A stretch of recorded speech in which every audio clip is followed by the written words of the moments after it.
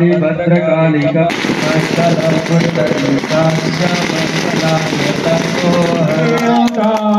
स्मरामि ओम सहस्रपाद शभो मेघो सर्व শ্ৰদ্ধাৰ ভক্তমন ৰাইজত আহি সমবেত হবলৈ আমন্ত্ৰণ জনাইছো।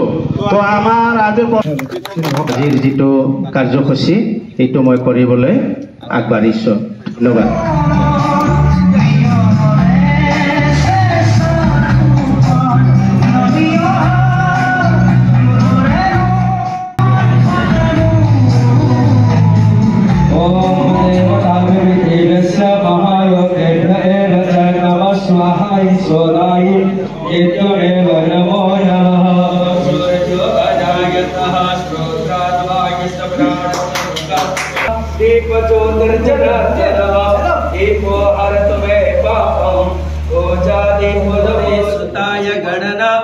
नमो नमस्ते सर्व विघ्न विनाशाय सर्व कल्याण हेतवे पार्वती प्रिय पुत्राय চাউলকাৰা নিকাশী আঞ্চলিক যেটো শ্ৰী শ্ৰী কালী পূজা উদযাপন কমিটি আছে আৰু প্ৰত্যেক বছৰে ইয়াতে উদযাপন কৰে আৰু এই বছৰ তেখেতসকলৰ ৭৫ বছৰত ভৰি দিলে আৰু উদযাপন কমিটিয়ে খুব এটা ভাল অনুষ্ঠানবিলাক প্ৰগ্ৰামবিলাক ৰাখি তেখেতসকলে ৭৫ বছৰীয়া যেটো হেতু প্লেটিনাম জুবিলি সেলিব্ৰেশন কৰাৰ কাৰণে আয়োজন কৰিছে আজিৰ পৰা ২৯ তাৰিখলৈকে।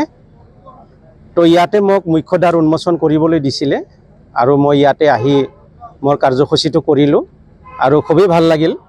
বহুতো জ্যেষ্ঠ ব্যক্তিসকল যিমান এই অঞ্চলৰ বিশিষ্ট ব্যক্তিসকল আছে আৰু ধৰ্মপ্ৰাণ ৰাইজ আছে সকলোৱে আহি ইয়াতে সহযোগিতা আগবঢ়াইছে আৰু উদযাপন সমিতিয়ে মোক যেটো মুখ্যদ্বাৰ উন্মোচন কৰাৰ এটা সুযোগ দিলে তাৰ বাবে মই তেখেতসকলক আন্তৰিক শ্ৰদ্ধা আৰু ধন্যবাদ জ্ঞাপন কৰিছো।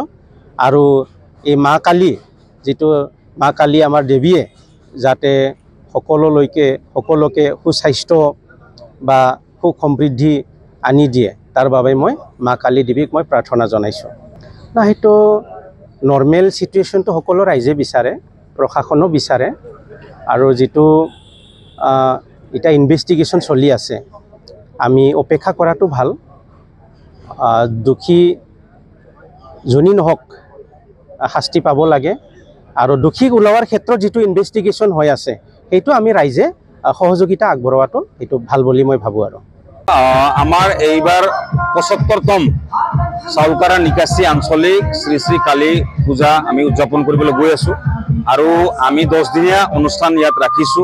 ইয়াত বিভিন্ন ধৰণৰ নৃত্য প্ৰতিযোগিতাৰ পৰা আৰম্ভ কৰি আপোনাৰ গ্ৰুপ ডান্স কম্পিটিশনৰ পৰা আৰম্ভ কৰি আপোনাৰ বিভিন্ন ধৰণৰ বাৰে ৰহণীয়া কৃষ্টি সংস্কৃতি আৰু লগতে সন্ধিয়া ভাগত আমি কালচাৰেল প্ৰগ্ৰামবিলাক ৰাখিছো আৰু অতি শান্তিপূৰ্ণভাৱে আমি এই অনুষ্ঠানবিলাক যাতে সমাপন হয় তাৰে আমি আশা কৰিছো।